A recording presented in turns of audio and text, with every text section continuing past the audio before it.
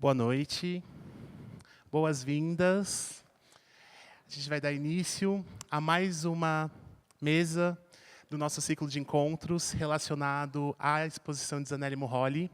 É um prazer ter vocês aqui com a gente. Vou me apresentar brevemente, eu sou Júnior Azora, eu sou educador e supervisor da ação educativa aqui do IMS Paulista. Essa programação é uma programação que a gente tem muito orgulho de colocar ela aberta ao público, porque é muito especial para a gente ter pessoas tão potentes e maravilhosas para a gente trocar ideia e escutar. Então, vou fazer uma breve autodescrição. Sou um homem negro de pele marrom clara, gordo maior, tenho cabelos e barbas escuras, meus olhos são pequenos e amendoados.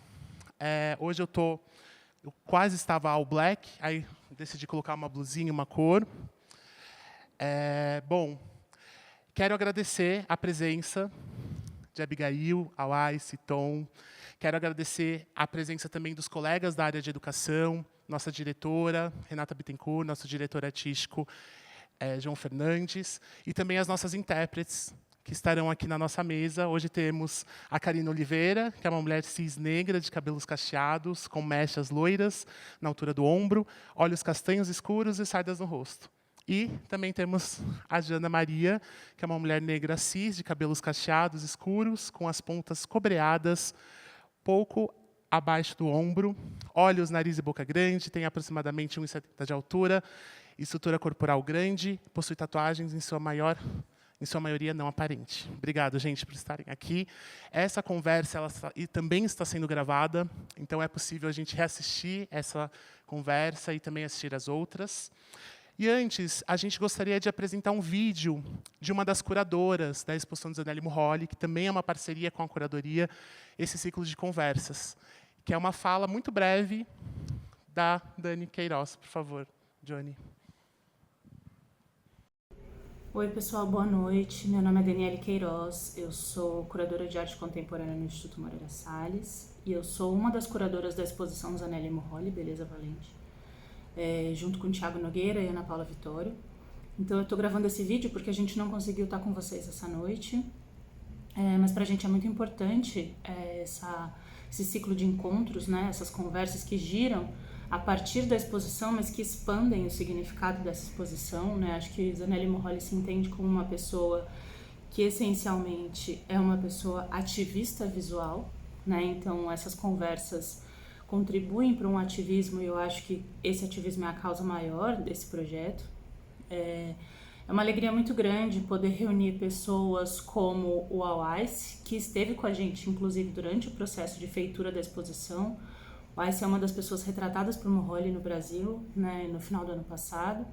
Mas também ter com a gente a Abigail, né, e ter também o Tom Grito, porque eu acho que são interlocuções que vão falar sobre a palavra, que é algo muito caro a Murroli, né? Então, tanto quanto as imagens. Assim, então, quando a gente pensa que nas imagens de Murroli, todas as pessoas têm nome e sobrenome, as imagens estão localizadas no tempo, no espaço.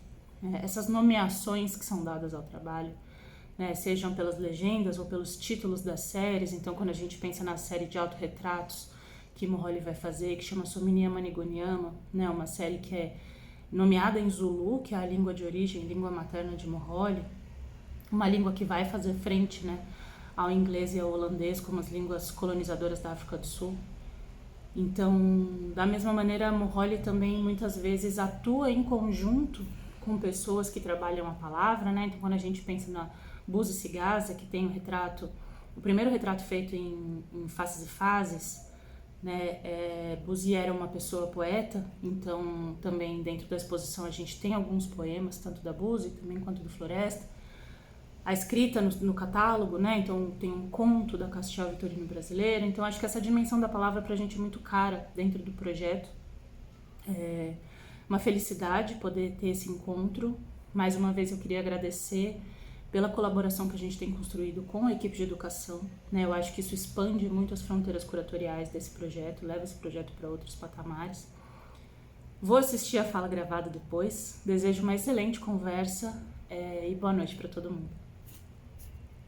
Essa conversa, que tem o título Transescrever Identidades na Literatura, Eu vou apresentar Tom Grito, que é o nosso mediador. Tom Grito é uma pessoa não binária, inventor de palavras, combinador de letras, incendiário de discursos, pesquisador de utopias inescapáveis e de tecnologias ancestrais, e curador para acolhimento e sutura de violências sociais. É fundador do coletivo poético Islã das Minas, no Rio de Janeiro, e dedica-se às micro-revoluções político-sociais, onde a poesia incinera, afaga, afeta e transforma. Tom, passo a bola para você. Muito obrigado. Boa conversa, gente. Obrigado. Obrigado a todos, todas e todes pela presença, né? Dia chuvoso em São Paulo, difícil de chegar, e a sala cheia. Então, a gente fica feliz com a importância desse tema, né? E com a oportunidade de estar aqui, né? Eu sou uma pessoa trans, não binária e branca, de cabelo curto, de cabelo castanho, olho castanho, tenho 1,75 m, estou vestindo uma blusa preta, uma calça preta com detalhes coloridinhos, um tênis laranja, uma meia LGBT e um casaco LGBT também, posso dizer assim, anéis. Vou apresentar para vocês nossos convidados, mas antes quero agradecer, né, a oportunidade de estar aqui e também agradecer a presença aqui dos diretores, né, diretor artístico João Fernandes, a diretora de educação Renata Bittencourt, e também agradecer a galera da área de educação que apoiou a gente aqui, Beatriz Matuque, Ariadne Moraes, Johnny Medeiros e Johnny Azura. Não, Júnior Azura, perdão, Johnny Medeiros. E os curadores dessa exposição, Tiago Nogueira, Daniele Queiroz, Ana Paula Vitório, né, essa exposição do Zanelli Morroli, né, que está muito linda. Então, vou convidar nossos convidados, vou falar mini bio e vou convidá-los a apresentarem sua autodescrição, tá bom? Então, começando aqui pela ordem de apresentação, Abigail Campos Leal, cordilheira escamosa, transita entre arte e filosofia para criar poéticas que desafiam a ordenação colonial do mundo e, ao mesmo tempo, instigam a imaginação a respirar o infinito de forma profunda. Doutora em Filosofia pela PUC São Paulo, professora da especialização em Ciências Humanas e Pensamento Decolonial, PUC São Paulo, publicou Exorbitâncias, São Paulo, GLAC 2021, e Textes à Lire à Voix Haute, não sei se é assim que fala, Paris Brook 2022. Participou de exposições coletivas no CCBB, Museu Casa das Rosas, Itaú Cultural e Museu da Diversidade de São Paulo. Realizou performance no DIFRAC, Berlim, CCSP, Museu de Arte do Rio, MI Ceará. Participou das residências artísticas Latília, Herblay e Pivô Pesquisa São Paulo. Escreveu textos críticos e curatoriais para Contemporary and 35ª Bienal de São Paulo. Foam Magazine, Prêmio Pipa, foi curadora internacional do Read My World Festival, Amsterdã, 2024. Uma salva de palmas para Abigail Campos Leal, por favor.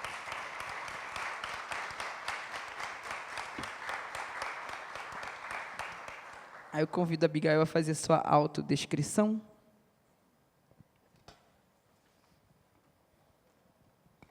Ei, boa noite, gente. Grata, Tom, pela mini bio. Depois eu agradeço todo mundo. Bom, eu sou uma pessoa fugitiva de gênero, toda de preto, com um coturno preto, uma bata de onça por cima do tudo preto. Estou com acessórios dourados. Tenho tatuagens pelo corpo e cabelos crespos cacheados recém-cortados. Salva de palmas novamente. Agora com vocês, Olais Homo Afefé, heterônimo Olais, é cantor, músico, compositor, poeta, articulador cultural, pesquisador de criações decoloniais e pai. Atualmente está envolvido na circulação de seu álbum Universo Nu, disponível em todas as plataformas digitais. Vive e trabalha em São Paulo.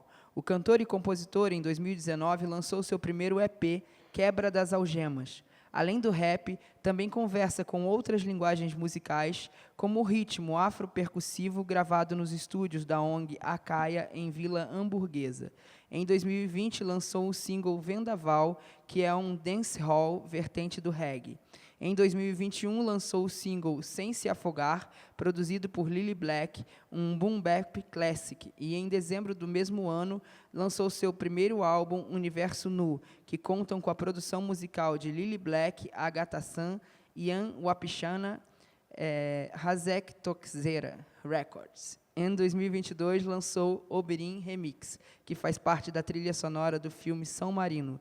Seu lançamento mais recente foi Segura o Refrão, em dezembro de 2022. Salva de palmas para All Eyes.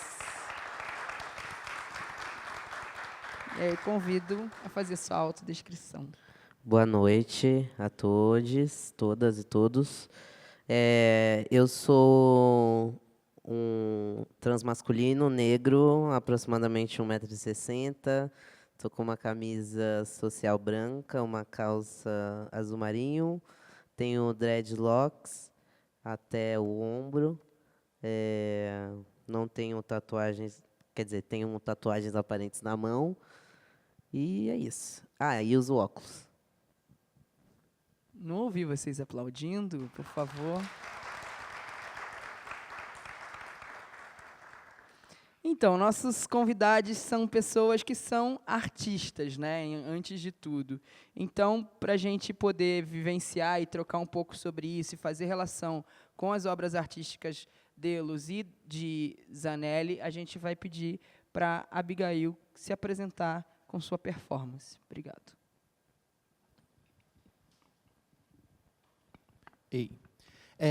Só umas palavras antes de eu começar. Queria agradecer de novo o Tom pela apresentação. Júnior, Johnny, Beatriz, todo mundo do IMS aqui, Daniele também, pelo convite, por me acolher, por acolher essa exposição também belíssima. Queria agradecer ao AIS também por estar aqui junto comigo. Nos conhecemos de longa data, já trabalhamos, colaboramos. Queria agradecer todo mundo que veio também. Estou muito feliz com as presenças de todo mundo aqui, pessoas muito especiais para mim. Pessoas que eu não conheço, também especiais. Acho que isso aqui está sendo um lugar de encontro e de novos encontros também. E acho que é isso também que o trabalho de Zanelli se proporciona. Queria dizer que, para quem não conhece meu trabalho, eu estou nas redes sociais, então @bibirigosa. Quem se sentir à vontade também, por favor, tire fotos, faça vídeos. Eu acho que a produção de memórias é algo bem importante para mim. Ajuda não só no meu trabalho de sobreviver, mas também no meu trabalho de transformar o mundo, que é algo bem importante para mim. E também destruir o mundo, mas transformar. Eu vou ler um conto. Eu vou ler da metade para frente, porque a gente não tem tanto tempo. Então, tem algo nessa leitura que permeia um mistério dessa história que começa já do meio para frente, mas sinto que muitas coisas vão poder ser compreendidas e também aquilo que não vai poder ser compreendido também, eu acho que vai ser sentido, né? Isso é o mais importante. Então, é isso, grata. As estrelas para ontem.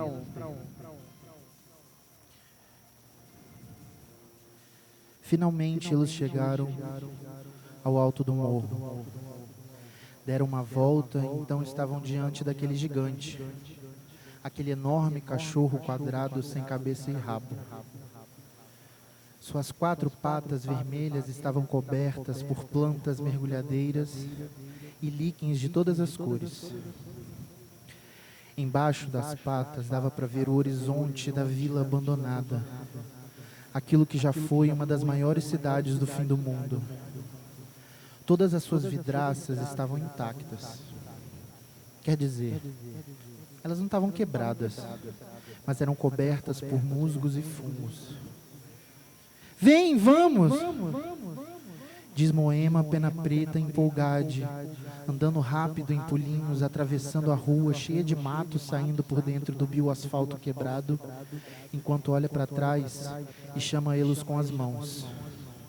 Bellatrix ou Cum vai andando atrás, um pouco receosa e olhando para os lados, num misto de preocupação, tentando perceber sinais de perigo, e de encanto, tentando ler a beleza oculta daquela ruíza monumental. Na entrada, uma placa em rocha de roseta, um tipo especial de granito preto, onde lia-se: Templo da Memória do Infinito. Entre com respeito, abra sua carcaça, pegue as coisas apenas com seu espírito, devolva em dobro a terra sagrada. Esse é o nome que os antigos deram, depois da retomada, roubo mesmo, o segundo ciclo de expropriação que aconteceu no fim do século 22, ao antigo Museu da Diáspora de Pindorama, em África. Nome dado pela Assembleia Geral da Abolição, depois da retomada ao antiquíssimo Museu de Arte Moderna de São Paulo. Disse o jovem nu, enquanto tocava a placa de veludo, quase como se fizesse carinho nela. Como se tentasse ler aquilo que as palavras não diziam. Vem, vamos descer! Diz ele, já se encaminhando para as escadas, ao lado do antigo hidroelevador abandonado. O Cum olha para trás, procurando seu parceiro, Pacate. A onça ainda está do outro lado da rua. Não faz qualquer movimento que indique que irá até eles. Suas antenas não traduzem nada. A jovem corpulenta faz um muxoxo e resmunga algo incompreensível aos risos, enquanto desce a escada, seguindo seu parceiro de aventuras. Existe alguma complexidade virtual aqui? Pergunta Moema, em meio à escuridão, como se estivesse falando com a própria Ruíza. As luzes, de repente, se acendem. Elas são quentes, de um âmbar arbóreo, no meio do salão, uma fumaça azulada em forma de ovo, com 3 metros de altura, se ergue. Dentro dele, 3 figuras fantasmáticas aparecem. Uma curumim guarani, uma senhora da diáspora banto e uma capivara. Damos boas-vindas ao Templo da Memória do Infinito. Vocês aceitam uma visita compartilhada? Disseram os 3 seres numa voz uníssona estranha. Inteligência holográfica, uau! Eu não sabia que esse lugar ainda estava tão conservado. Agradecemos muito, mas não. Queremos seguir só por aqui. Se a gente tiver dúvidas, podemos entrar em contato. Tudo bem assim? Disse o jovem com um brilho de alegria e empolgação na voz. Perfeitamente, sem problemas. Lembrem-se, entre com respeito, abra sua carcaça, pegue as coisas apenas com seu espírito, devolva em dobro a terra sagrada. Bom caminho.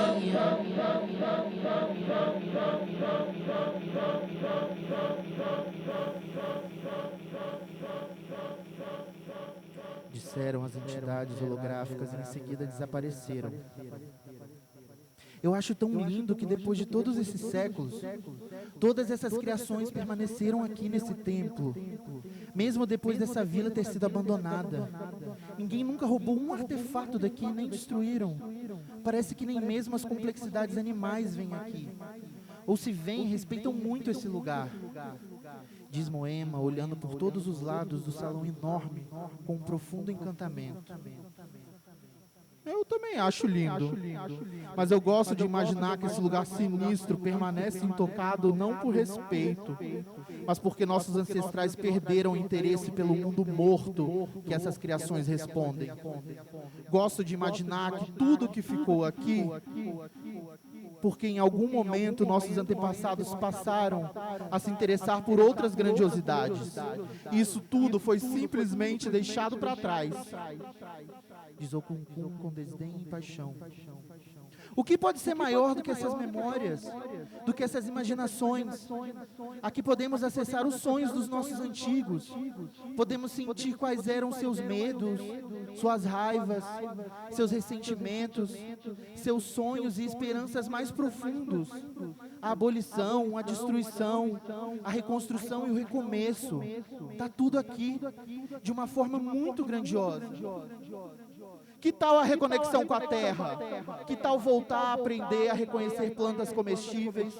Ou saber qual o período mais propício para plantar mamão selvagem de modo a colher os mais doces e suculentos? Que tal aprender a fazer essa casa com árvores mortas? Ou aprender a redecompor a destruição do fim do mundo na terra novamente? Para mim, isso reflete apenas a época do desejo de aparição e destruição que o fim do mundo tanto inflamava nas pessoas. Essas criações, para mim, são apenas fantasmas de eus cansados que queriam eternizar de forma doentia o seu aparecer o tempo todo. Você esquece que nossos antepassados foram roubados de suas terras e tiveram suas terras roubadas, que foram escravizados, torturados, que foram obrigados a abandonar seus nomes, sua língua, seus parentes, que tiveram seu eu e seu nós brutalizados por séculos e séculos de violências e mentiras. Eles não queriam aparecer, eles desejavam marcar as suas presenças em beleza, como uma forma de vingar o passado, como uma forma de vencer o futuro. Essas imagens, essas palavras, esses quadros, esses livros, não eram escritas de um eu adoecido, mas a inscrição de um desejo de cura do infinito. E se eles queriam aparecer, talvez apenas estivessem sendo fiéis à praia que não para de cantarolar através da brisa e das ondas, ou as araras que ganham as penas mais vistosas e espalhafatosas na época de acasalamento, ou as estrelas desmembradas que caem na nossa órbita com seu lindo vestido de gala dourada. O infinito quer aparecer, bebê. Nós somos o infinito na sua presença misteriosa. Isso aqui que a gente está vendo é um mistério lembrando como levantar voo.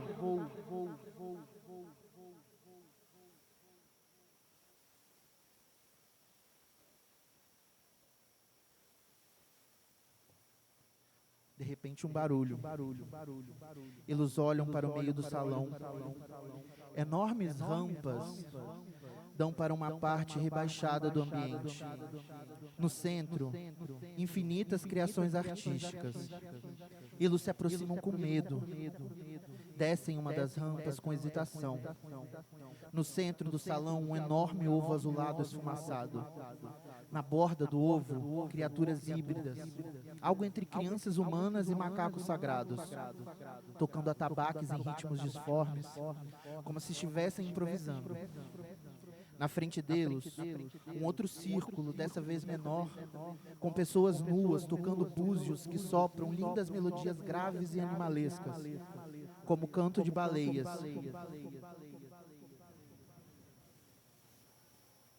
Ao centro, num palco, uma figura dançando bem lentamente, com longas tranças, um vestido em farrapos, maquiagem belíssima, unhas longas e pontiagudas, olhos vazios, peitos grandes e duros.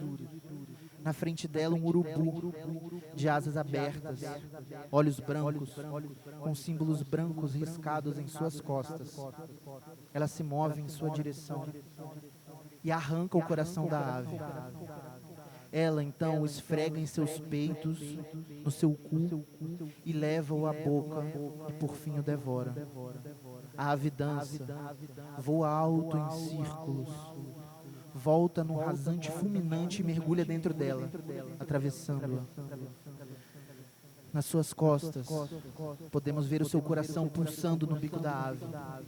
Ambas as figuras se desfazem numa lenta explosão mágica, como pequenos fogos de artifício. No lugar delas, aparece uma enorme figura preta e gorda de seios fartos e cabelo curto. Ela flutua e polvilha com as mãos um segredo. Estrelas pequeninas então caem. Uma figura feminina e um urubu começam a se erguer dentro da terra. E a cena se repete em um loop infinito. O Cucum se agacha para ler a etiqueta da obra de veludo que diz: Tormenta Incundo, Proteger o Infinito com a Garra das Mães, 2125, Instalação Neolográfica, Preciosidade da Artista. Eles seguiram pelo grande salão repleto daquelas obras de arte antigas, sombrias, fantasmagóricas, enquanto debatiam com muita paixão suas percepções praticamente opostas. Olha só! Diz Okunkun, olhando para a parede, ao fundo. Nela é possível ver uma série de quadros flutuando, sem encostar na parede e nem no chão. Ela corre em direção à parede. É Ilo! É aquela entidade da música escuridão que nós vimos na trilha vindo para cá. Olha só, aqui diz: Terra Campos do Nascimento Porã, quando tudo era infinito, 2111. Terra da aldeia Tecutatu, sobre papel de reflorestamento amazônico, 350 por 570 centímetros. O Kunkun lê a etiqueta muito emocionada. Essa arte tem mais de 100 anos, Moema. Será que essas entidades já tinham mostrado suas presenças misteriosas para a Terra? Ou será que foi a sua arte que deu vida a elas? O que nós vimos não era uma inteligência holográfica que tinha fugido daqui e ido parar na floresta. Aquilo era uma espécie de orixá herê, ou um deus de outro planeta. Tá vendo? Agora você entende por que eu te trouxe aqui? É sobre a nossa grandiosidade, a beleza da nossa expansão. Foi ela que nos trouxe até aqui. Essas pessoas, artistas, aprendiam o tempo todo a mergulhar no obscuro das profundidades, em qualquer oportunidade que aparecesse. Esse lugar é sagrado. Por isso esses espaços de arte foram rebatizados como Templo da Memória. Eu sinto a minha grandiosidade. Eu consigo movê-la em muitas direções. Consigo subir nela e ver além. Eu sou ela me expandindo por todo o planeta. E através dele me escorro pelo manto sagrado da devassidão de nossas imaginações. Eu sei que sou grande, mas eu quero ainda mais. Quero enfiar uma estrela dentro do meu coração com as mãos agora. Eu quero que meu destino torne esses sonhos impossíveis mera brincadeira de curumim. Eu atravesso o tempo com ela e nos encontramos num outro planeta aquático, ou nessa mesma terra. Mas aqui a escravidão e a colonização não aconteceram. Eu vou ao passado, grande como toda a passagem.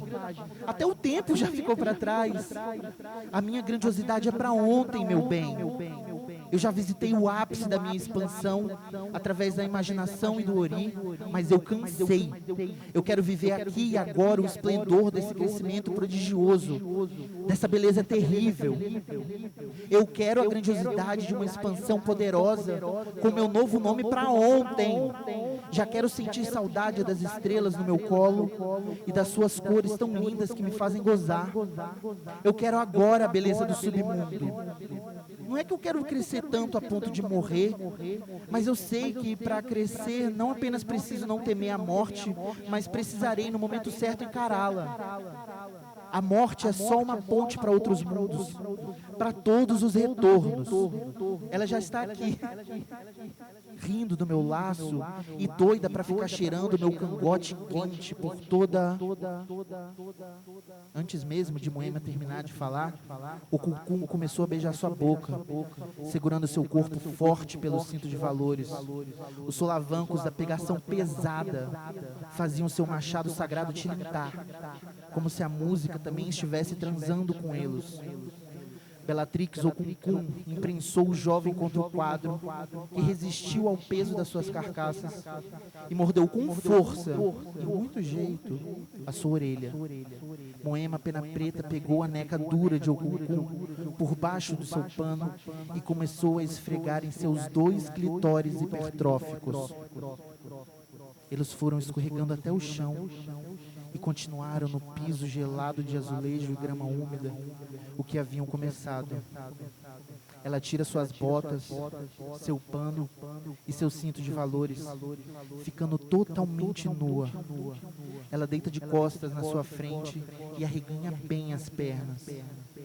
Eu quero que você toque a música mais babado que você já fez dentro de mim. sem pestanejar, Elo pega seu aqueô pelo cabo, com as lâminas viradas para ele, e enfia carinhosamente no seu edi, enquanto ela masturba sua neca, que já estava dura como rocha.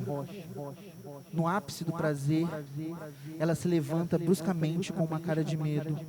Para tudo! Isso é loucura, Moema, nós somos irmãos, o que deu na gente? Diz a jovem aos prantos e desesperada. E daí? Geb, Nut, Taú e Angatuparã, pais dos deuses da terra que pariram nossos antepassados, também eram. Eu quero devorar todo esse mundo e parir um casal de estrelas gêmeas, minha irmã. Um barulho forte e grave, como o motor de um veículo antigo, pôde ser ouvido nas escadas de entrada. Pacate surge outra vez, caminhando graciosamente com suas enormes patas, de forma absolutamente silenciosa. Elo chega perto dos jovens nus, suados no chão, ao lado dos quadros flutuantes. Dá algumas voltas ao seu redor e deita ao lado, toda manhosa, na frente dos seus pés. O casal de irmãos se olha, abre um sorriso alegre e fofo, como Erês, e beijam-se. Sem falar nada, viram-se de frente e deitam seus oris na barriga macia da fera. E por fim, viram-se de lado de conchinha e dormem.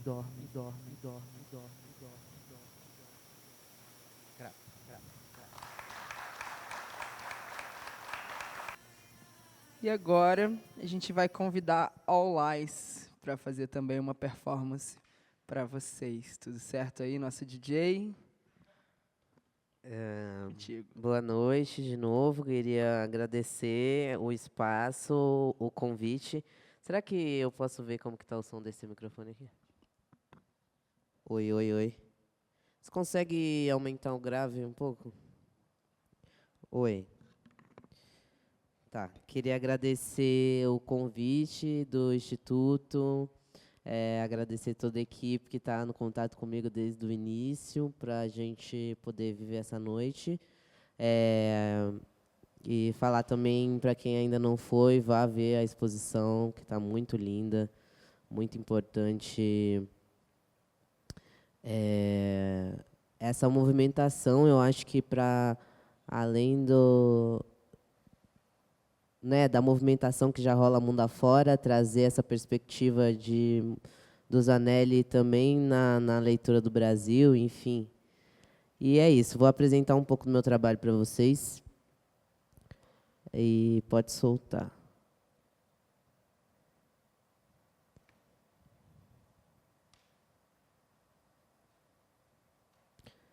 Enfim, enquanto não vai, eu vou mandar uma poesia. Na real, que não é uma poesia, eu estou num processo de uma construção de um novo álbum com 12 faixas, então é meio que um spoiler de uma das faixas, mas eu vou fazer sem beat. A escravidão não acabou por aqui, então não vou fechar minha boca. Colonizados não aguentam ouvir. É muita ideia, pouca, me sexualizando é pouco papo do drift. Nem vem tirar a roupa, desvie, não vá se trair. Não passo sufoco no free. Aqui a ideia é outra, bases movimentam, faz favor de ouvir. A escravidão não acabou por aqui. Mentes perdidas, poesia afoita. Cuide da sua saúde mental. Preto transexual.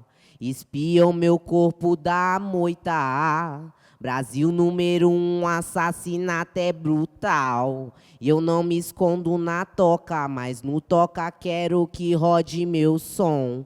Fica sabendo os boys cê tá broca. Não acredito em rivalidade. Papo que atrasa a revolução. Quer me estudar, me fazer de cobaia? Pra tudo isso digo não. Quer aprender, pega os dados da conta bancária pra um corpo trans, a vida anda cara. Vixe, Brasil, situação tá precária. Hoje eu saí sem intenção de voltar. Passei no boteco pra amenizar. Com a dignidade negra não paro de sonhar. A colonização não acabou por aqui. Então não vou fechar minha boca. Não vou fechar minha boca.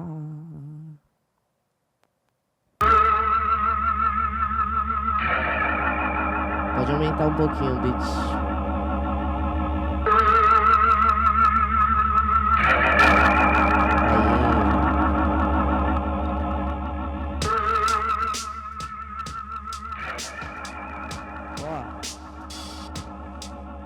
Apagaram a história e eu vim reescrever, saudando tudo que a gente se procurar viver. E é no respeito que vamos sobreviver. Entre nós pro sistema eu não vou me mover.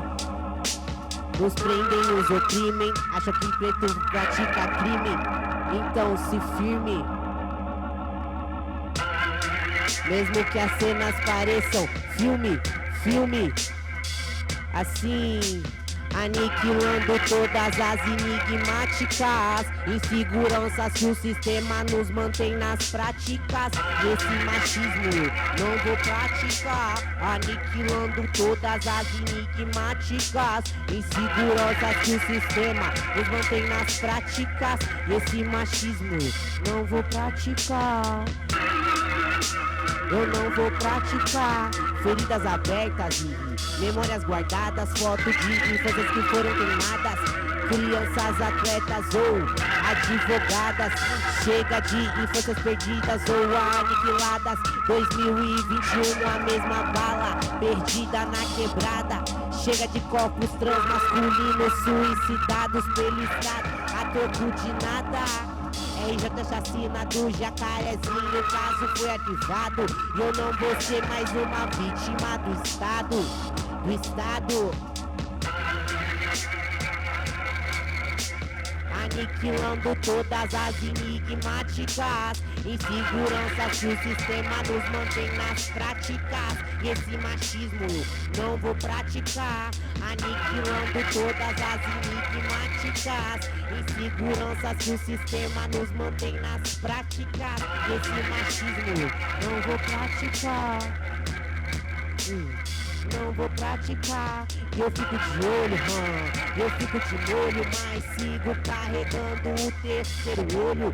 Quebrando estrutura binária, trabalhando como maquinária, construindo um novo mundo contra essa afirmação hereditária. Esquivando do pacto branco, eu só canto se for pra ser franco. Disse e repito, o pesadelo do homem branco. Esquivando do pacto branco, eu só canto se for pra ser franco. Disse e repito, o pesadelo do homem branco.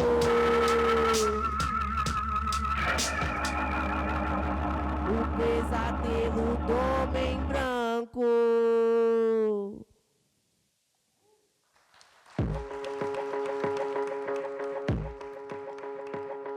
Difícil cantar sentado, né?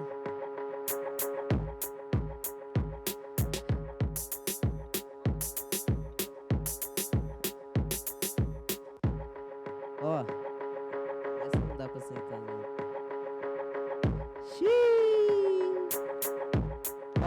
Ó. Os falsos ficam em choque, queria me ver perder. Ficaram de cara com a gestão dos quebrada, querem me ver preso, então tá aberta a caça. Queimando o hereditário, eu fujo da cilada. Caçando o que fazer com energia parada. Mesmo que te incomode, eu não vou me curvar. A colonização que roda é SSP cinza. Nas linhas gravadas tenho muito pra contar. E a cada evolução eu destruo os fascistas. A todos que diriam que eu não ia chegar. Nunca é tarde, sigo frio e calculista. Mirando nos nazis pros de verdade eu conquistar. Miliano no corre preto nasceu pra brilhar. Miliano no corre preto nasceu. Respeita a Pachamama, descolonização já. Respeita minha transcrição, descolonização já. Respeita a Pachamama, descolonização já. Respeita minha transcrição, descolonização já. Respeita a Pachamama, descolonização já. Respeita minha transcrição, descolonização já. Respeita a Pachamama, descolonização já. Respeita minha transcrição, descolonização já. Olha onde a música conecta, então pense muito bem onde você vai chegar. Reflito sempre a minha métrica, vem aqui provar do meu néctar. Tipo veneno adocicado correndo pra chegar, não entendeu esse recado? Eu não vou amaciar, as ruas deram passe, eu não vou silenciar. Tá com fogo nos covardes que vem pra atrasar. A justiça é racista, branca e transfóbica. Estruturas que desequilibram os meus chacarás. A base de reza, o meu corpo eu vou fechar. Em meio aos escombros chegam te compactuar. Fico na costa de quem vem pra julgar. Fala pra cara, eu nunca te vi na rua. Fala pra cara, eu nunca te vi na rua. Respeita a Pachamama, descolonização já. Respeita minha transcrição, descolonização já. Respeita a Pachamama, descolonização já. Respeita minha transcrição, descolonização já. Respeita a Pachamama, descolonização já. Respeita minha transcrição, descolonização já. Respeita a Pachamama, descolonização já. Respeita.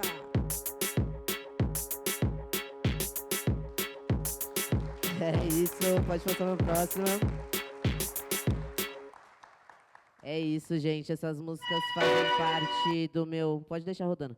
Essas músicas fazem parte do Universo Nu, meu álbum, primeiro álbum. Logo vai estar vindo o próximo álbum. Participações muito especiais. Esse som é My Father is the Sun. É uma conexão com um artista de Portugal, produção da Agatha. É uma amiga muito querida. Enfim. My father is the sun. My mother is the nature. My father is the sun. My mother is the nature. My father is the sun. My mother is the nature. My father is the sun. My mother is the... A lua ilumina e o sol vem pra mostrar que existe outro dia para recomeçar. A lua ilumina e o sol vem pra mostrar que existe outro dia para recomeçar. Bom rememorar os bons momentos, natureza nos mantendo sempre atentos. Buceta masculina em ascensão, dizem do melhor pretis em extensão. My father is the sun. My mother is the negro. My father is the sun. My mother is the negro. My father is the sun. My mother is the negro. My father is the sun. My mother is the negro. Na mata me trato, é fato que curo com ervas de fumo. Proteção procuro, admirar as flores, nadar em seus rios. Com esperança na mudança desse mundo hostil. Montanhas verdes vejo e sinto crescer. Dentro de mim respeito pela vida conceber. Acreditar nos sonhos, ser fé no astral. O mal eu contraponho com minha força ancestral. My father is the sun. My mother is the negro. My father is the sun. My mother is the negro. My father is the sun. My mother is the negro. My father is the sun. My mother is the negro. My mother is the negro. É isso. Em breve, uma apresentação. E é isso. Escutem Universo Nu, me acompanhem. Para quem ainda não me conhece, eu sou a Wise. Acompanhe meu trabalho na rede social. Segue lá no Instagram, @all.ice. Ice de gelo, todo gelado, enfim.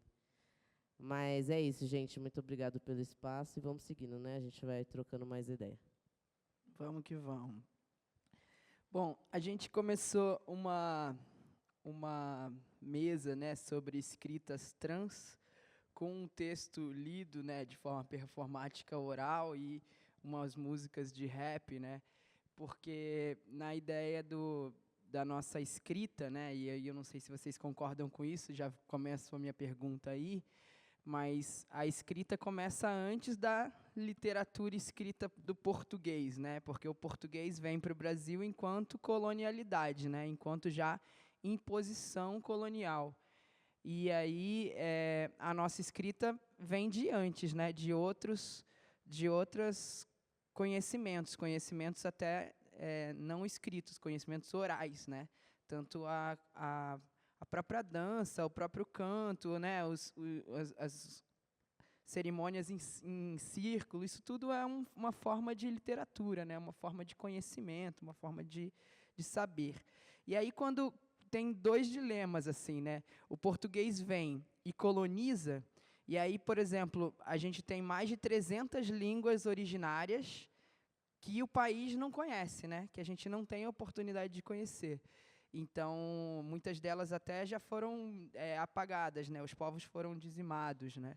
Ao mesmo tempo, a gente tem com isso a gente perde a oportunidade de se comunicar sem que o colonizador saiba. A gente perde o quê? Proteção, né? Segurança.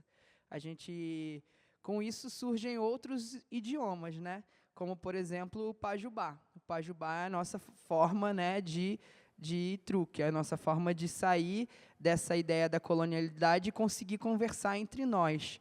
Então, na exposição lá de Zanelli Murroli, percebo que o uso do Zulu também é feito dessa forma, como uma forma de proteção, como uma forma de decolonialidade, né? Zanelli, muitas pessoas estão usando ela, mas pelo que eu entendi é uma pessoa não binária e transmasculine e que prefere o elo. Então acho que a gente podia passar a usar todo mundo, né, o elo. Então o elo prefere o Zulu como um manifesto já.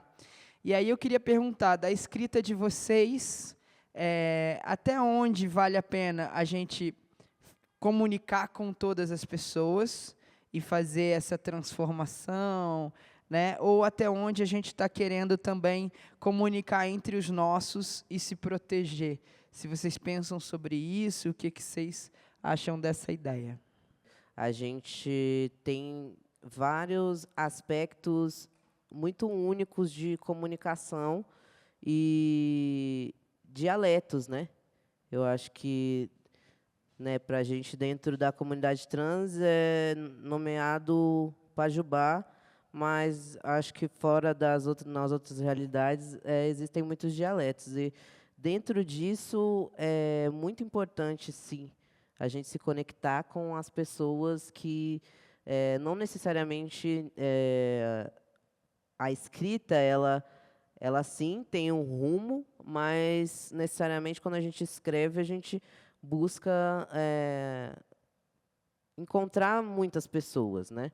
Mas não seguindo a naturalidade do que é escrita e do que cada caminho das escritas vai tomando, tem pessoas que se identificam mais e outras menos, assim.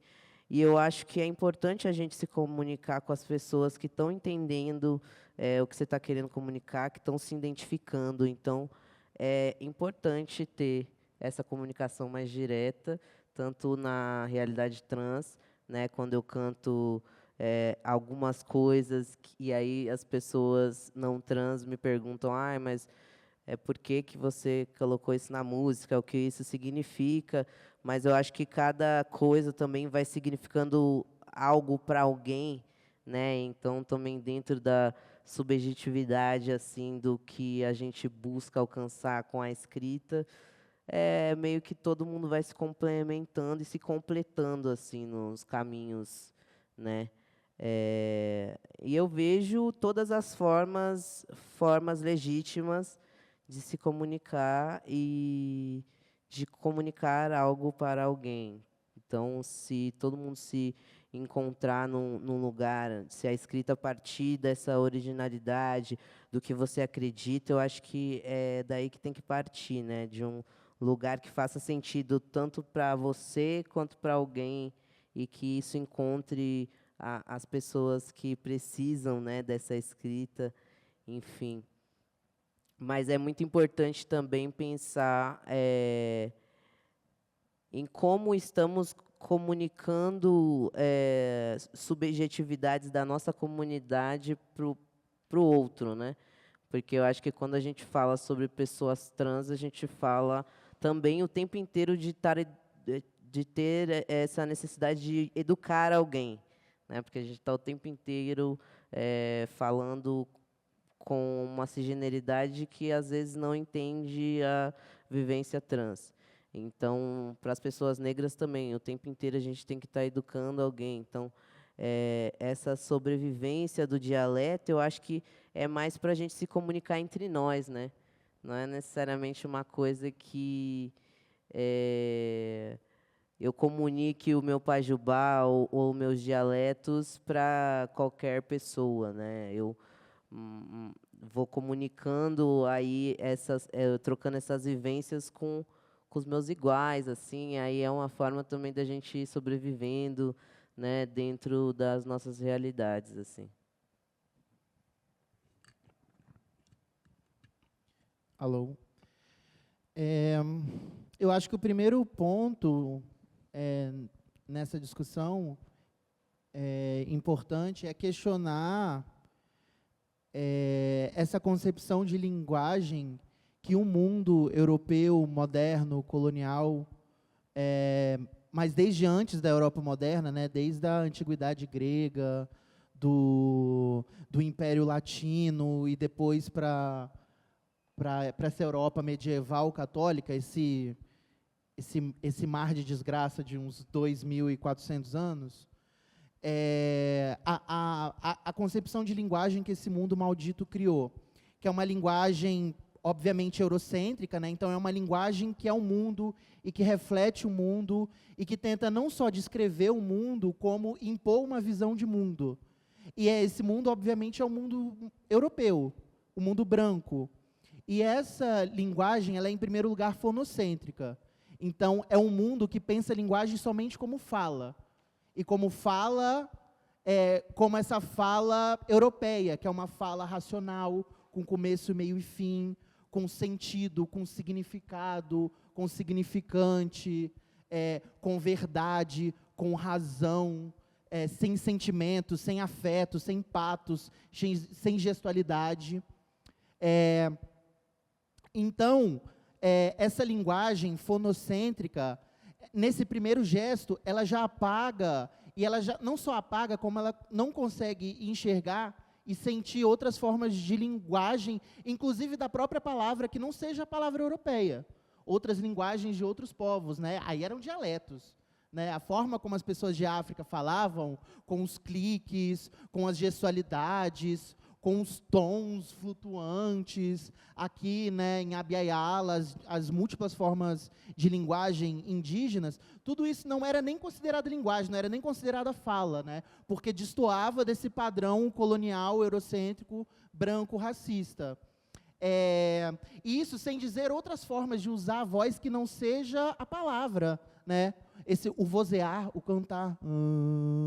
Muitos rituais indígenas, ou do Kemet antigo, no Egito antigo, usava-se a voz não só para emitir palavras, mas para emitir sons. E esses sons, nessas outras formas de compreender o mundo, e nesses outros mundos, era também uma linguagem, porque comunicava alguma coisa. Não comunicava a verdade, não comunicava o signo, não comunicava o sentido, não comunicava a razão, comunicava outras coisas. Comunicava talvez isso que a gente pode chamar de mistério, mas que nessas outras linguagens, nessas outras falas, nesses outros mundos, tinha outros nomes.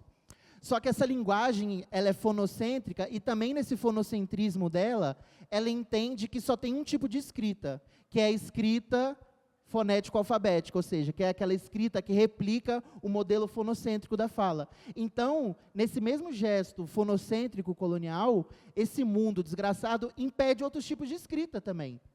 Né? Então, as linguagens hieróglifas, as linguagens dos ideogramas chineses, japoneses, a linguagem do tatu no fundo da terra, a escrita do barco, do tumbeiro, né, fazendo aquele lastro maldito no meio do mar, ou a escrita dos cometas riscando o céu, né, ou a escrita das dunas que mudam todo dia, né, todas essas outras formas de escrita, humanas e não humanas, também foram deixadas de lado, né. Então, um exercício que eu tenho feito, e muitas outras pessoas, né, pretas, indígenas, têm feito, primeiro de destronar essa linguagem, essa concepção de mundo. De falar, mano, tem muito mais linguagem do que isso, tá? Vocês estão loloque, vocês estão viajando.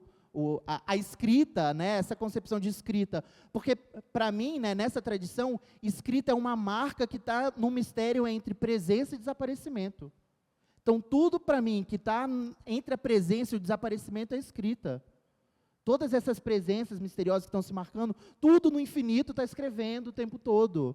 Entendeu? A natureza, o vento, a praia, os animais, os cometas, as florestas, tudo isso é um tipo de escrita. Então, o exercício que eu tenho feito na trilha de muita gente que vem fazendo isso, o Jacques Derrida, um pensador da Argelina, a Leda Maria Martins aqui no Brasil, um monte de gente em África, muitos pensadores indígenas vêm fazendo, tipo, destronar essa concepção de linguagem, aí quando destrona ela, bum, joga o infinito de novo, tá vendo?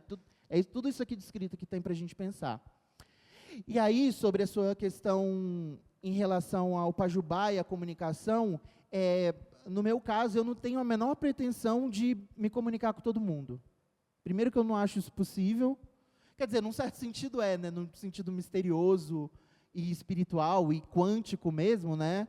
É possível, porque está tudo conectado o tempo todo, né? Então, eu estou aqui falando agora e está reverberando em estrelas a milhões de bilhões e bilhões de anos-luz daqui, que eu nem sequer conheço, mas que, de alguma forma, estou conectada nesse nível do mistério, nesse nível quântico. Mas, nesse nível mais pragmático, não é possível, né? Porque eu estou falando esse português aqui, que é um português já atravessado por exemplo, pelo tupi, pelo iorubá, que estão presentes no conto o tempo todo.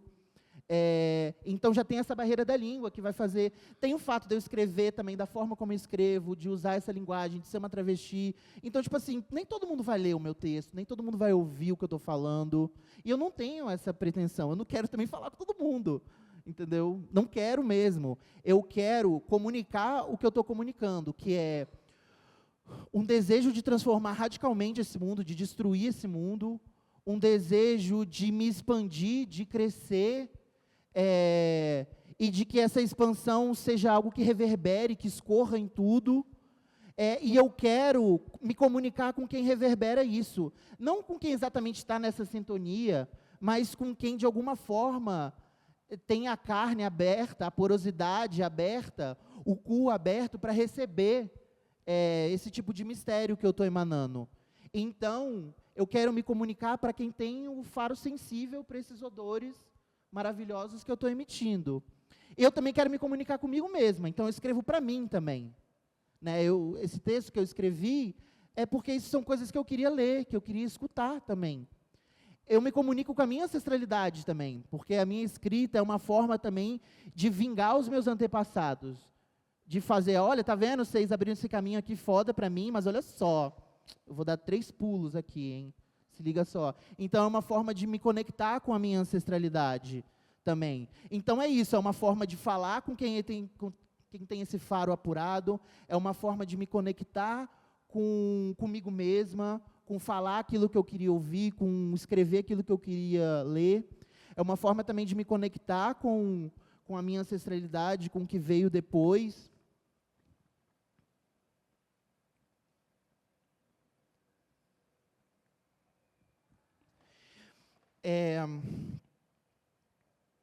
Eu me perdi. É uma forma de conectar com a ancestralidade que veio depois. Era nessa coisa da ancestralidade que eu ia dar um mergulho para algum lugar que eu não estou lembrando.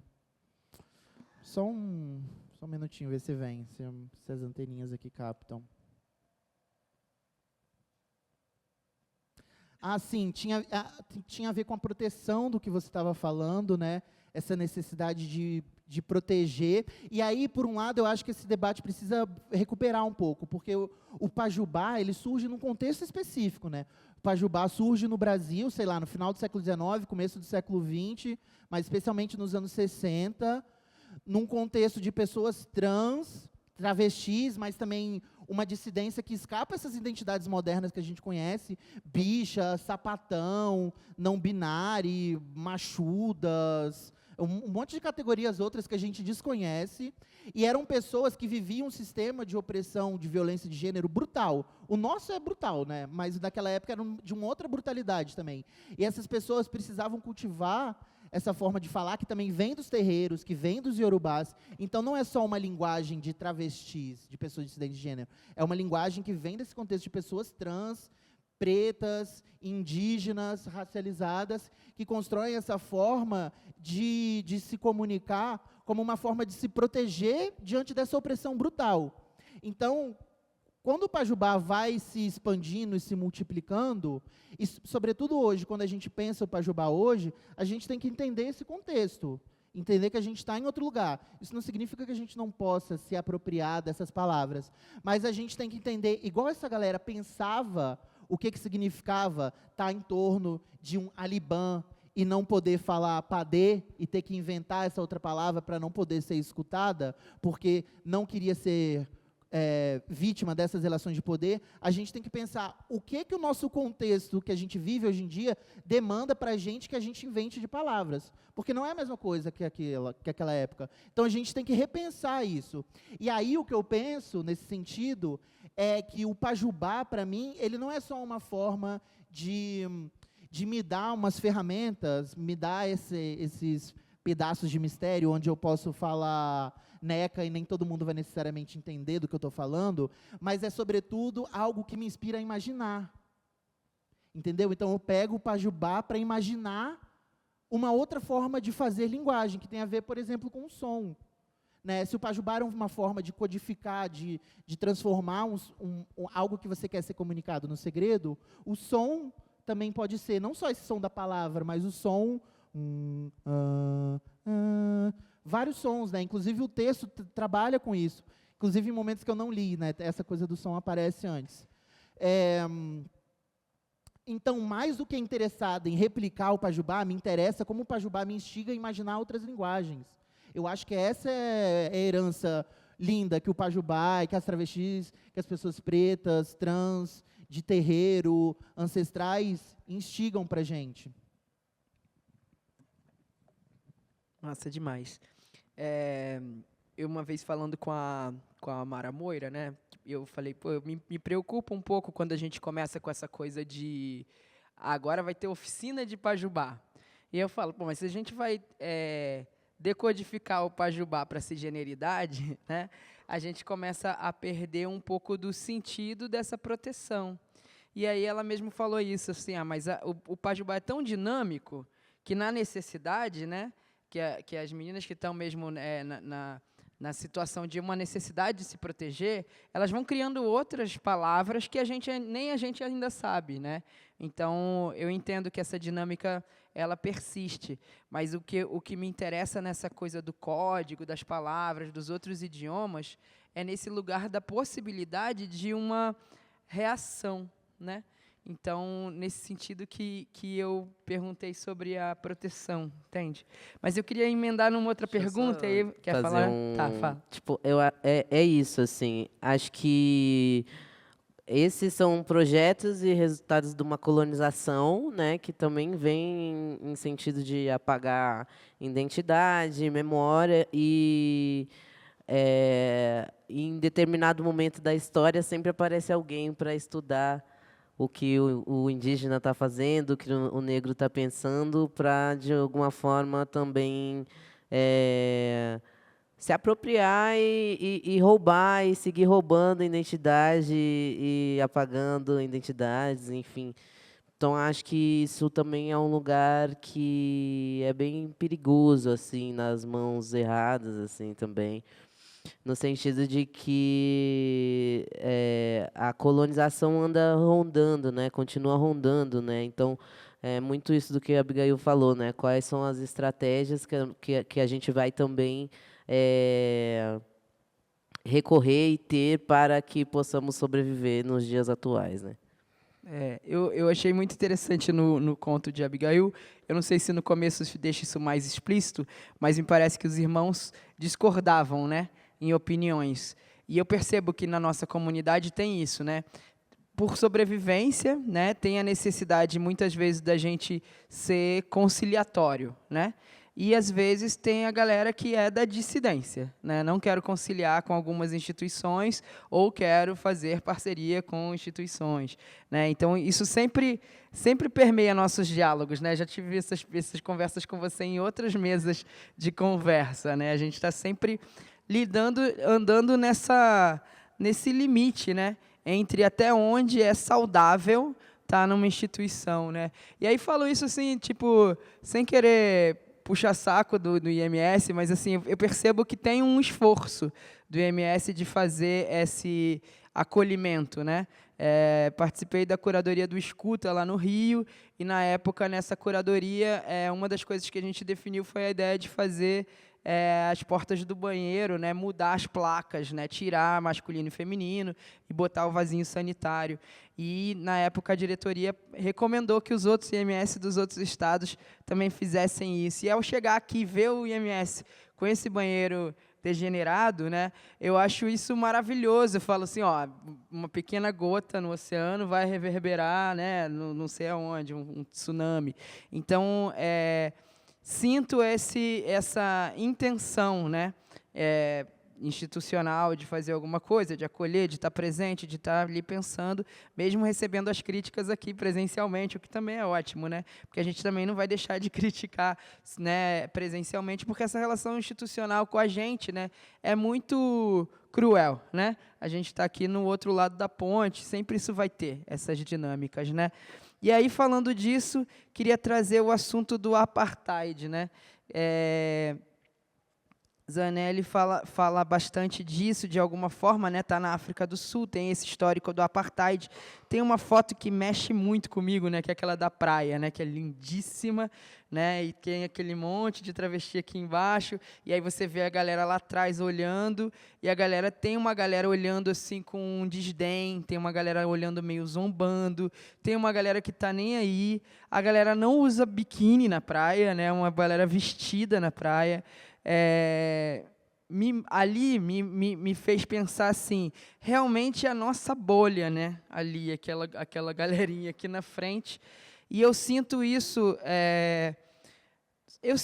no mundo lá fora, né? Eu sinto isso assim, existe uma bolha LGBT, dissidente, uma bolha, e isso também acredito que exista na racialidade, né? Também tem isso, né? Estou falando de um lugar de uma pessoa branca, mas que convive diretamente dentro dessa bolha também.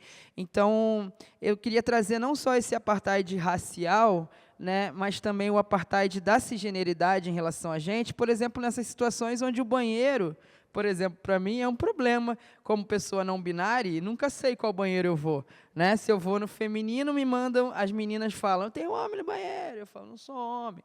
Aí se eu vou no masculino, né, riscos de violências, vários históricos, complicação. Então, assim, esse lugar possível, né, é até onde a gente consegue romper com esse apartheid. Como é isso para vocês? Isso é evidente? Há uma distinção? Como vocês sentem isso assim no mundo? Posso começar? Eu acho que, de novo, né, é importante a gente contextualizar também, porque acho que a gente pode pensar o apartheid como uma tecnologia de separação, né? Mas eu acho que a forma como essas tecnologias foram implementadas historicamente é diferente, né? Então, por exemplo, o apartheid da África do Sul é um tipo de tecnologia de separação racial muito específico, né, daquele contexto. que envolve uma série de práticas, controles territoriais, todo um tipo de brutalidade direcionada especificamente contra aquela população preta, africana, que a gente e muitas vezes desconhece, né? E desconhece até no sentido da brutalidade. E isso é importante para a gente entender, primeiro, que entendendo como esse apartheid funciona na África do Sul, a gente pode entender como isso acontece no Brasil, por exemplo. Porque o que acontece é que, o que eu sinto é que na África do Sul, a tecnologia política da separação do apartheid, ela acontece de uma forma institucional. Isso é implementado aqui no Brasil pela elite luso-brasileira, pela branquitude luso-brasileira, numa tecnologia muito mais sofisticada, que é um apartheid informal. A galera criou estruturas de separação sem usar diretamente o Estado, né, sem fazer uma lei, ó, preto não vai entrar aqui.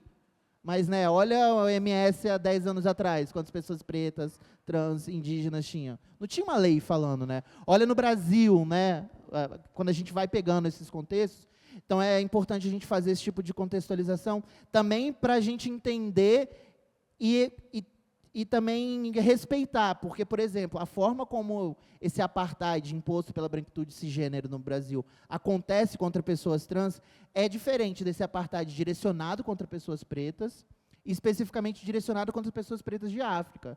Então, eu falo isso para a gente tomar cuidado com a forma como a gente mobiliza essas categorias. Mas você tinha perguntado uma outra coisa depois do apartheid, o que era?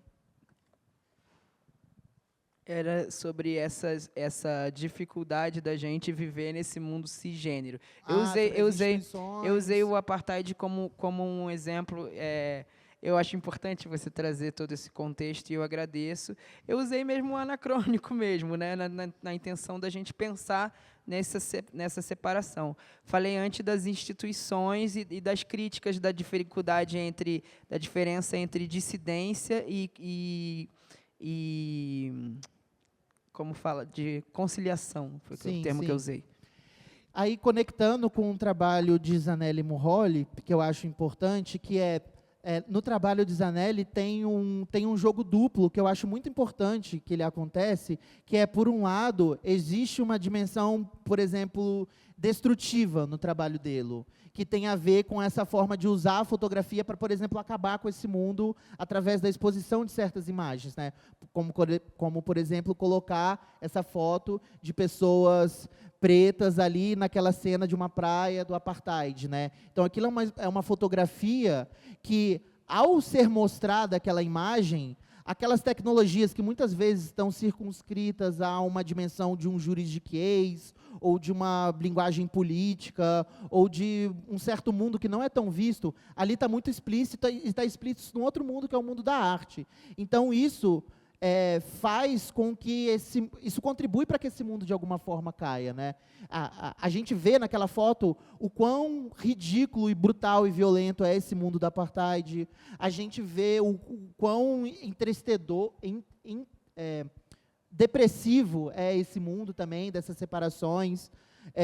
Então, isso vai corroendo esse mundo aos poucos. Mas tem uma outra dimensão que eu acho importante também do trabalho de Zanelli, que é o que me interessa bastante também, é o que eu tentei investigar ou experimentar nesse conto, que é a dimensão da imaginação também, né? Então, é importante para a gente, quanto pessoas pretas, indígenas, falando por mim, né, quanto uma pessoa preta, indígena, descendente de pessoas que foram escravizadas, que vive essa vida após a morte da escravidão na minha família, até hoje, numa série de heranças desgraçadas, uma série de acumulação negativa, de acumulação de dívidas de todas as ordens que eu tenho, que a minha família tem.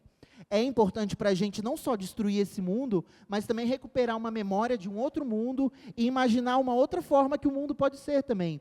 E eu sinto que Zanelli também faz isso, né? Tipo, por exemplo, naquela fotografia que tem um monte de pente-garfo colocado numa cabeça, né? Pente-garfo como esse aparato artístico do cabelo, mas a forma exagerada com que aquilo está ali naquele cabelo mostra que não é necessariamente para garfar, entendeu? Ele está querendo fazer uma escultura com aquilo, está propondo para que a gente imagine, pô, o que pode ser isso? Uma nave espacial, um ET, um alienígena superstar, um bicho da Terra, um ancestral do passado que a gente não conhece, né? Então, esse jogo entre destruir, mas também imaginar como isso poderia ter sido de uma outra forma, ou como isso pode ser no futuro, é importante, porque isso instiga, isso fertiliza o nosso imaginário, para que a gente não fique só presa à dor, para que a gente não fique só presa à denúncia, para que a gente consiga, porque a gente não pode transformar aquilo que a gente não imagina, né? Então, esse exercício que Zanelli faz também, de usar a fotografia não só para retratar, né, mas para fazer essas imaginações radicais, é algo que me interessa muito. Eu acho que pegando esse gancho, assim, né, da imagem e da palavra, dando caminho à imaginação, assim, né, é muito importante ver o trabalho do Zanelli e entender as possibilidades de mundo mesmo. Porque eu acho que ele traz essa questão mesmo. Quando você vê diversas pessoas dissidentes negras na praia, né? A gente, inclusive, teve uma amiga, Kelton, que fez uma obra que foi para a SP Arte, que foi baseada num final de semana com os amigos que a gente foi para a praia, enfim, viver o Rio de Janeiro e tal. E ela retrata essa importância, né, desses corpos viverem lazer também, né, para além de sofrimento e tudo mais. Então, quando a gente também vai resgatar as memórias, e é muita dor, muito sofrimento, eu acho que a escrita e a projeção de imagens mostra para a gente que tem outros caminhos, outras possibilidades, mesmo depois de tantos projetos e coisas que foram feitas, né, para aniquilar, enfim, para acabar com os nossos sonhos, com a nossa imaginação.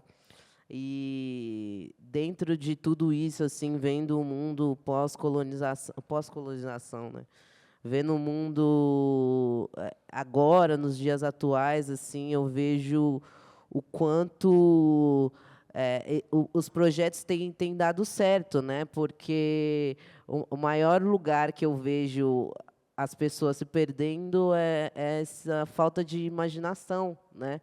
A falta do sonho, né? Então, quando a gente fala sobre corpos trans negros, principalmente na África do Sul, né? E isso é muito louco, porque no Brasil, eu estava conversando com um amigo da Joanesburgo, né? E ele falou que lá as pessoas que mais são brutalmente assassinadas são as lésbicas, né? Que são linchadas em praça pública. E aí isso é muito louco, porque cada realidade é uma realidade, né? Às vezes aqui a população que mais tem sofrido e sido reprimida e violentada é a população trans, né? E, sobretudo, quando a gente vai colocar num sentido de dos corpos que mais são violentados, a gente tem que falar sobre racialização, né, sobre pessoas negras e, enfim, pessoas indígenas. E aí é muito louco ver essa perspectiva. Então, para cada lugar, o projeto é outro, né? E acho que aqui no Brasil mesmo é muito difícil você ver um grupo de transmasculinos podendo viver o seu final de semana na plenitude numa praia, entendeu? A realidade é outra, a realidade é muito outra. É diferente também quando a gente vai escrevendo e percorrendo nossos próprios caminhos, as referências que a gente traz também para outras pessoas, né? A gente torna possível. Então, hoje, sei lá, para um transmasculino negro, ver eu falando numa mesa no IMS, que é um lugar extremamente, né, respeitado e considerado e tal, é uma possibilidade de um caminho, né? Uma possibilidade de materialização, né? Você conseguir palpar e ver a olho nu que é possível, né? Então, quando a gente fala das possibilidades da imaginação, da escrita, eu acho que a escrita, né, junto com a fotografia também, é a materialização de possibilidades, de novos mundos, de novas realidades. Então, quando a gente consegue projetar isso, né, na escrita, a gente consegue materializar no campo, né, imaginário, na realidade e em várias outras esferas, né, várias outras dimensões da vida, né? Então, a escrita ela vai para além do sentar e escrever, né? A fotografia vai para além de fotografar, né? Ela vai num contexto de contar histórias, de relembrar histórias e memórias, né? Traçar planos, né? É um plano de guerra você levar 15 travestis pretas para a praia e fotografar. Isso é um plano de guerra, né? É um plano de guerra, eu ser audacioso ao ponto de ser um transmasculino negro que quase ninguém quer ouvir, estou lançando meu segundo álbum.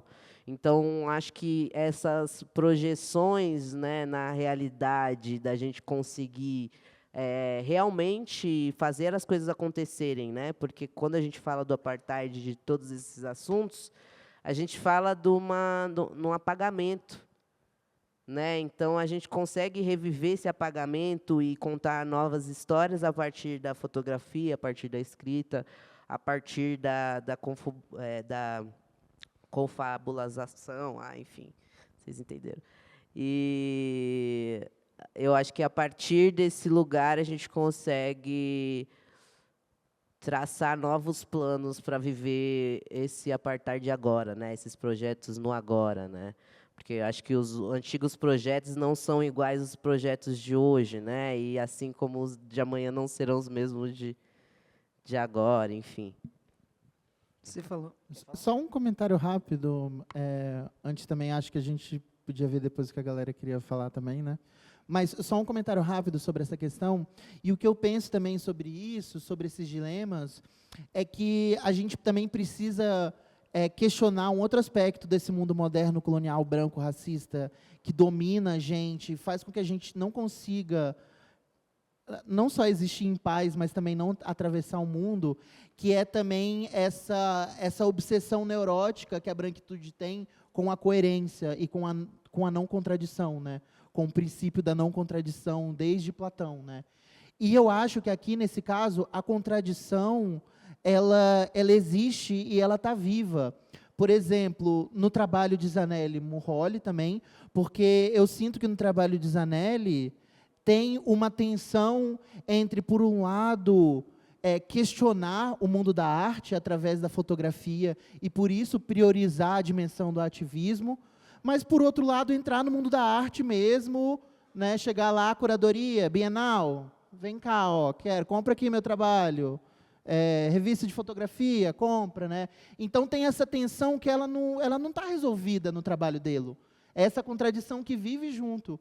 Por exemplo, no meu conto também, né, esse debate que tem entre Bellatrix ou Cuncum e Pena Preta, que é um debate, por exemplo, um deles acredita e sente que o projeto fundamental é abandonar as ferramentas desse mundo, do mundo que o mundo outorgou, como, por exemplo, a arte, e voltar a relembrar e imaginar outras formas de se conectar com a terra, com reaprender a plantar, com outras coisas.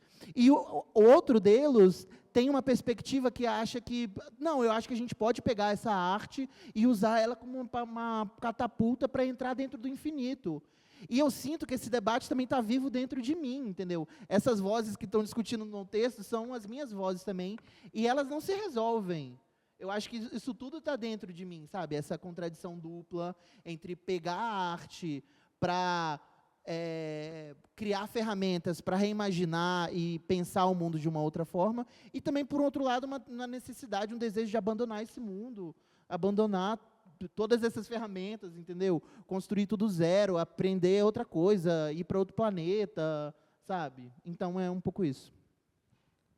A gente tem mais 10 minutinhos. Vou seguir fazer mais uma pergunta que eu tinha guardado aqui.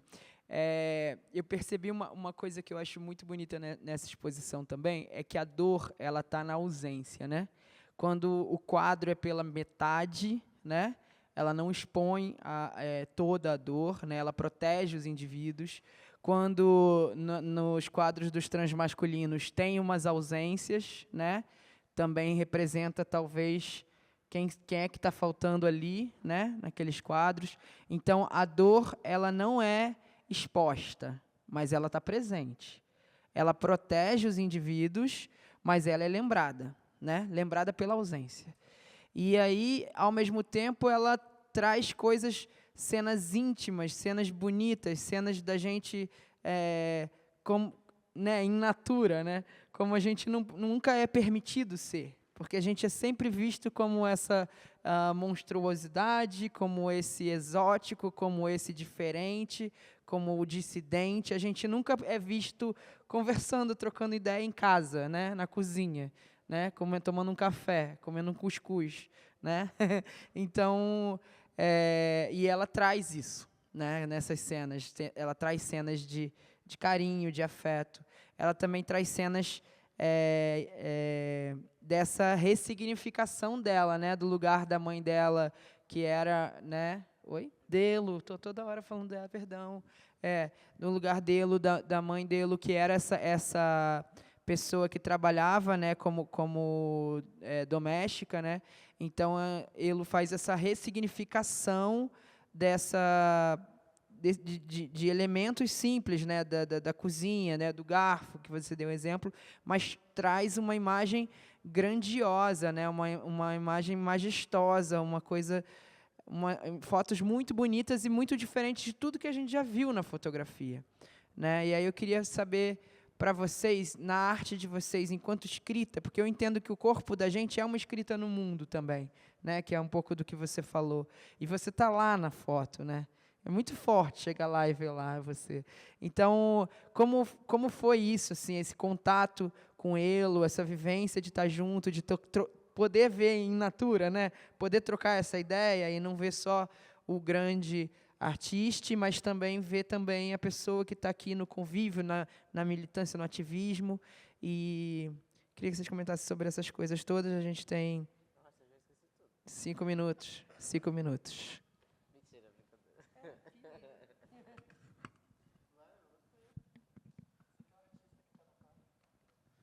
Ai, gente, assim, foi tudo muito, muito louco, assim, porque, né, foi uma conexão entre a Casa Chama e o IMS, que foi quem me possibilitou participar, que foi a Casa Chama que me possibilitou participar desse projeto. E é muito louco, né, porque eu acho que até eu, enquanto artista, as pessoas têm expectativas e esperam coisas, e enfim, no fim a gente somos pessoas comuns que têm sonhos, né, e que acreditam nesses sonhos e encontram com pessoas que também acreditam e vão sonhando junto, enfim.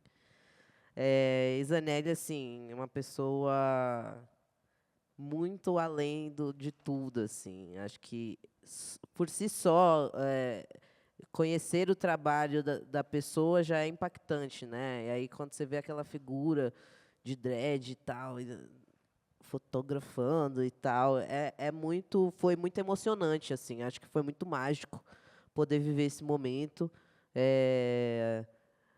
Foi um momento único e muito especial, que também comunicou outras coisas, né? Para além de estar ali sendo fotografado, eu consegui ter outra dimensão, assim, sabe, de mim mesmo, assim. Acho que vem nesse lugar mesmo de beleza valente, assim, da gente rememorar e cada um entender também a sua beleza particular, assim. E eu consegui também me ver, isso, assim. Eu, né, tipo, despido, assim, ele, tipo, trocou ideia comigo e falou, não, vamos fazer assim, não precisa forçar nada, né? Seja você. Então, acho que essa é também a sensibilidade do projeto, assim, que você vê, né? Uma coisa verdadeira ali, né? Quando você vê as imagens, assim, você consegue ver muita verdade, né? Tanto na imagem que você está vendo, quanto no trabalho em si, né? Quanto na pessoa. Então, acho que essa é a maior riqueza assim desse trabalho, que eu fiquei muito feliz de poder participar e uma breve contribuição, e, enfim. Mas, enfim, vai falando aí que eu já...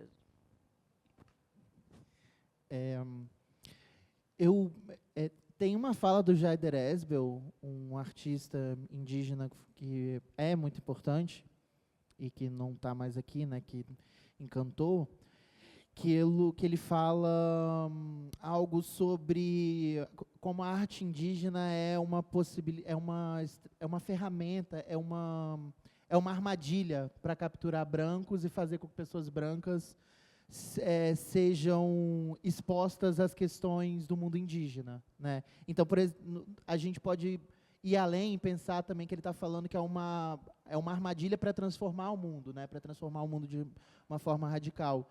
E eu acho que o trabalho de Zanelli também é um pouco essa armadilha, né? Eu sinto que, por exemplo, esse gesto muito lindo que ele teve de vir fazer uma exposição no Brasil e ter uma exigência de ter contato com pessoas trans, pretas, racializadas, é uma armadilha, entendeu? É ele usar a arte dele para se conectar com outras pessoas pretas, sabe? Eu acho isso muito importante. Eu acho isso muito genial, sabe? Pensar como a nossa arte pode ser usada como uma ferramenta para a gente se locomover por esse mundo, desobedecendo essas regras e criando situações de encontro, né? Olha o tanto de coisa que está acontecendo aqui. A gente está tendo essa conversa, um monte de gente aqui, por causa dessa arte dele, que é essa desculpa para encontrar pessoas, essa desculpa para criar memórias, essa desculpa para criar, para fazer a gente imaginar também, né? Então, eu acho isso especialmente bonito, assim, do trabalho dele. E aí eu acho que fiquei tentando lembrar, assim, e muito do que Elu falava é como o poder da arte é transformadora dentro de cada um, assim, né? Ele sempre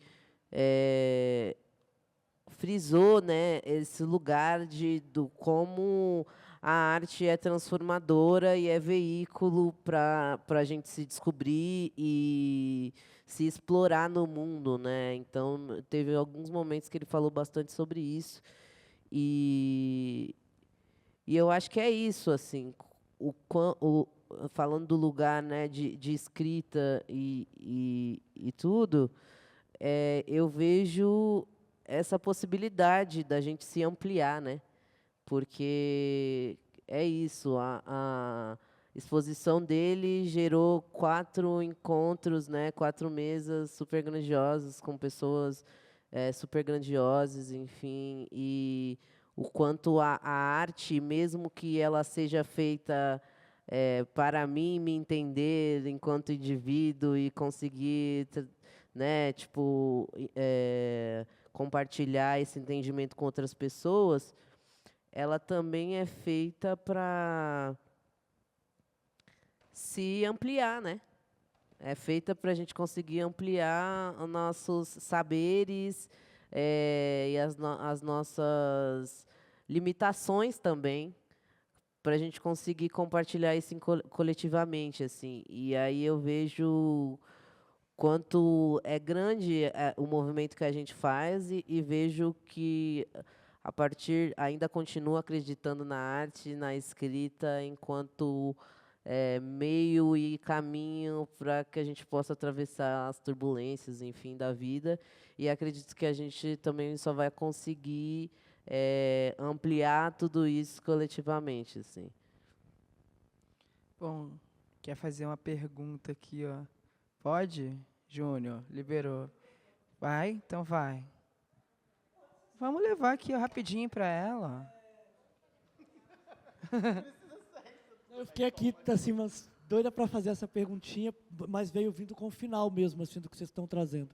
Eu tive a oportunidade, né, de receber Zanelli em casa e de conhecê-lo e convivê-lo, assim, nesse processo da fotografia das pessoas que foram feitas lá na Casa Chama, e que é um espaço que acolhe as pessoas trans que estão na rua.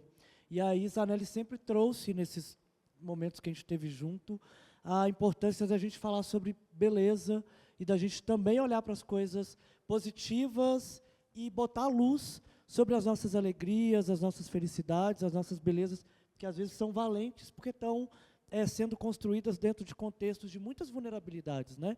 Mas eu queria perguntar para a Bibi, para o Awais e para Tom também, para vocês, caminhos e a importância da gente também, enquanto corpos dissidentes, corpos trans, racializados, marcados por tantas vulnerabilidades, como que a gente constrói possibilidades de botar a luz, ainda vivendo narrativas difíceis, de botar a luz sobre a beleza mesmo, a beleza das coisas, as belezas das nossas existências dentro desse contexto todo. Então, talvez capturar um pouco de vocês caminhos aí para que a gente siga acreditando enquanto é belo, apesar dessa beleza exigir muita valentia para construir algo novo no meio de tudo que está posto. Grata pela questão. Eu acho que, para mim, eu acho que tem várias possibilidades, né, desse caminho, mas agora, quando você me falou, um caminho já se apresentou de imediato para mim, que é o caminho, de novo, de olhar para a ancestralidade. E para uma ancestralidade muito imediata, sabe? Quando você falou isso, eu me lembrei de uma memória que, para mim, é muito importante. Isso me marcou profundamente. Quando eu tinha, sei lá, uns 5, 6 anos, a minha mãe me contou uma história que, quando ela morava lá na casa do vovô Delfonso, da vovó Osíris, ela brincava de datilografar em tijolo que tinha lá na casa dela. Então, tipo, isso é de uma beleza tão radical, né? Uma criança racializada, brincando no fundo de uma casa, né, nessas precariedades de uma construção precária, mas usando um tijolo como uma máquina de escrita, sabe? Como uma ferramenta de escrever.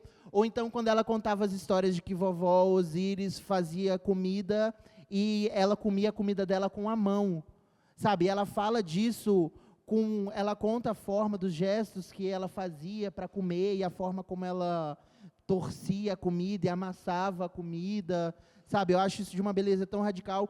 E, ao passo que ela também conta as histórias que a vovó Osíris falava francês e recitava poesia em francês. Então, tipo assim, eu acho que quando a gente mergulha, principalmente enquanto pessoas pretas, indígenas, quando a gente mergulha nessa nossa história imediata, dessa herança, dessa ancestralidade, a gente vê muita beleza, né? E belezas feitas nessas condições brutais, né? Que, longe de reencenar e justificar essas brutalidades, é uma ponte para ir para outros lugares, né?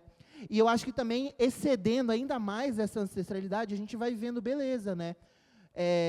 Nós, pessoas indígenas e de África e da diáspora de África, a gente tem uma concepção de ligação com o mundo, com o infinito, que é muito antiga. Então, a gente lembra que a nossa ancestralidade é não humana também. Então, tipo assim, os meus antepassados são peixes, entendeu? Eu respirei 9 meses embaixo d'água, na barriga da minha mãe.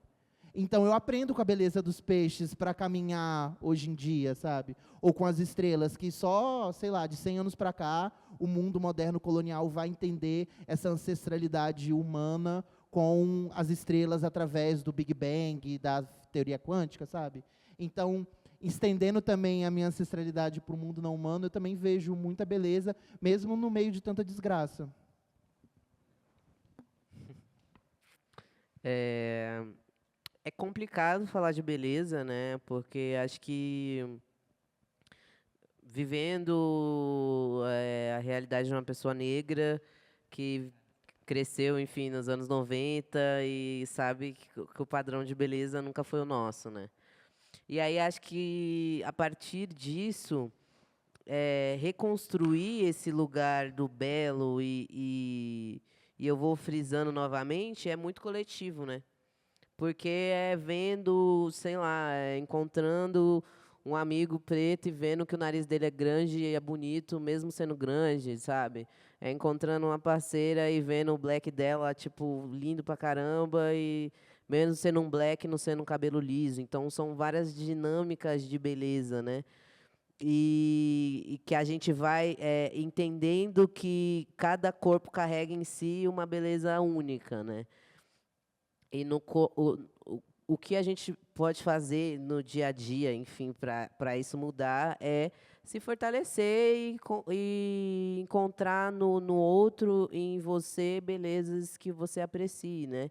Acho que a gente conseguir acordar, tomar um café da manhã e se alimentar já é uma beleza, assim, na vida. Acho que a gente conseguir ter momentos de sanidade, de lazer, momentos de qualidade, né, com pessoas que a gente gosta, que a gente ama, já é uma beleza, assim, na vida. Então, acho que a beleza não necessariamente também está ligada a fisionomias, né, coisas corporais. Acho que a beleza, ela também está ligada a momentos simples, né? A um momento que, sei lá, eu vejo meu filho trocando os dentes de leite e ficando com os dentão, né? É mal bonito, mal bonitinho.